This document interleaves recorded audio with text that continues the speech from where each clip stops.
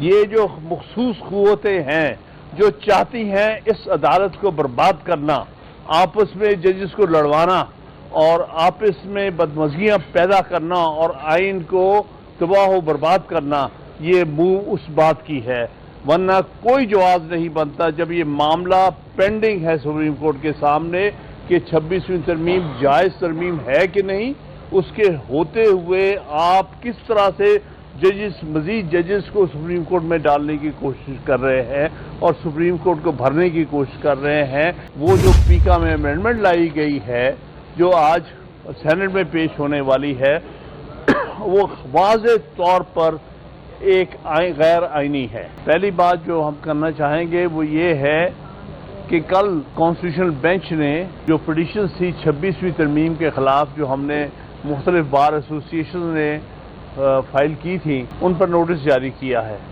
اور فل کوڈ بنانے پر بھی نوٹس جاری کیا ہے، لائیو اسٹریمنگ پر بھی جاری کیا ہے۔ ہم سمجھتے ہیں کہ اس کیس کو صرف اور صرف فل کوڈ نے سننا ہے، ہم کسی چھوٹے بینچ کے سامنے یہ کیس نہیں سنوائیں گے۔ یہ ہمارا فیصلہ ہے، اس پر نوٹس ہوا ہے اور ہم اس کو پوری طرح آرگیو کریں گے۔ اس کے بعد کی جو ڈیولپمنٹ ہے، جو کل چیف جسٹس نے کال کیا ہے جوڈیشل کمیشن کو 11 فروری کو، ہم اس کی سخت مذمت کرتے ہیں۔ اس کے پیچھے نیت غلط ہے، یہ چاہتے ہیں کہ ہم وہ فیصلہ جو ہے اس میں اور نئے جج بھر دیں فل کورٹ میں، اور تاکہ ہم فیصلہ اپنی مرضی کا لیں 26ویں ترمیم پر۔ یہ جو مخصوص قوتیں ہیں جو چاہتی ہیں اس عدالت کو برباد کرنا،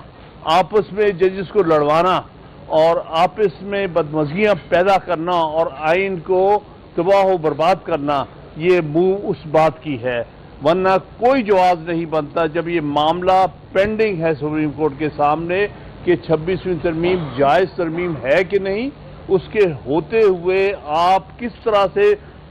مزید ججز کو سپریم کورٹ میں ڈالنے کی کوشش کر رہے ہیں اور سپریم کورٹ کو بھرنے کی کوشش کر رہے ہیں پولیٹیکل اپوائنٹی سے،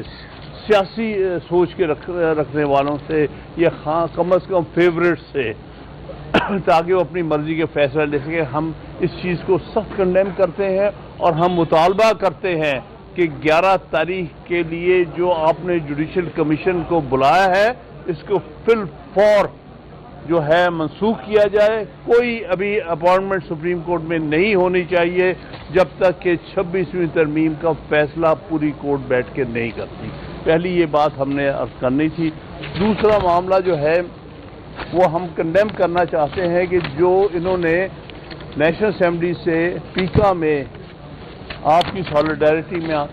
جو پیکا میں امینڈمنٹ انہوں نے کروائی ہے رات کے اندھیرے میں، جس سے مقصد یہ ہے کہ ہماری جو ہماری پریس کی آزادی ہے،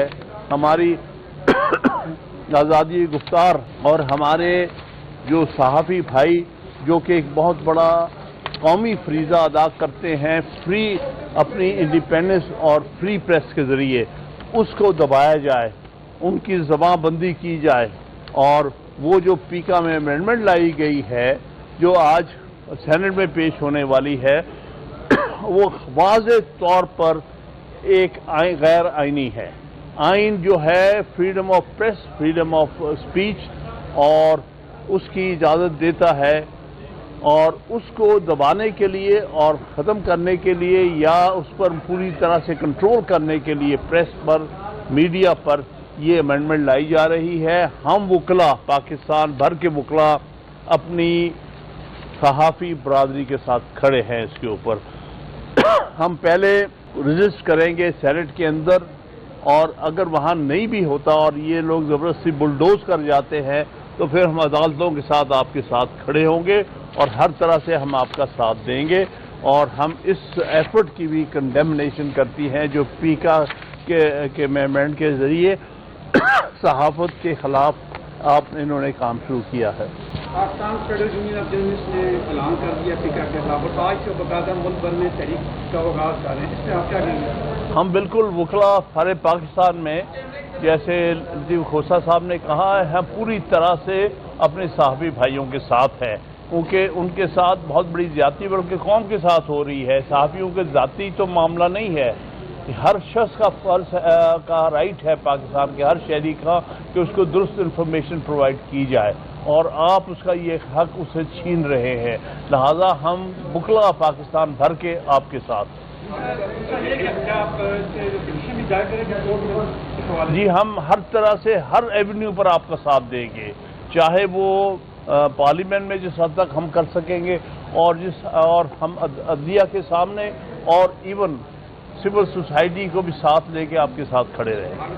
نے کہا کہ عدالت میں جائیں گے اور ابھی آپ کہہ رہے ہیں کہ نہ آئینی درخواست سنی جا رہی ہے، جیسے اپوائنٹ کیے جا رہے ہیں، فورم آپ کے پاس ہے نہیں اگر آپ پیکا کو چیلنج کرنے جائیں گے. دوسرا راستہ کیا احتجاج کا، اس کے اندر کوئی آپ نے اسٹریٹجی فارمولیٹ کی ہے کہ ہم نے ججز کی تحریک دیکھی، کوسا صاحب کو دیکھا، آپ کو دیکھا، خود صاحب کو دیکھا، تو اس طرح کی کوئی اسٹریٹجی ہے یا پھر اسی طرح؟ دیکھیے جی ہماری اسٹریٹجی میں ہر ایونیو ہم رکھیں گے. عدالتیں بھی اس ایونیو کا حصہ ہے، اس اسٹریٹجی کا حصہ ہے، اور اس پروٹیسٹ اور اس میں کنونشنز ہماری مثلا بڑی کنونشن جو ہے لاہور میں ملک کی کنونشن 1 فروری کو ہونے جا رہی ہے، انہی ایشوز کے اوپر ہونے جا رہی ہے، اور اس سے ہم کنونشنز کا ایک سلسلہ شروع کر رہے ہیں. نیکسٹ کنونشن ہم اسلام آباد میں کریں گے اور پھر اس کے بعد کراچی میں اور دوسرے. تو یہ سلسلہ جو ہے ہماری جو اسٹرگل ہے وہ کنٹینیو کرے گی، کیونکہ اس وقت جس طرح اسٹیبلشمنٹ نے ٹوٹل کنٹرول کر رکھا ہے ہر ادارے کو، اس لیے یہ اسٹرگل کوئی چھوٹی اسٹرگل نہیں ہے، یہ لمبی اسٹرگل ہو گئی جس کے لیے وکلا کو ذہنی طور پر تیار رہنا پڑے گا. اور انشاءاللہ تعالیٰ کیونکہ حق کی ہماری یہ ایک اسٹرگل ہے، وہ انشاءاللہ تعالیٰ آخرکار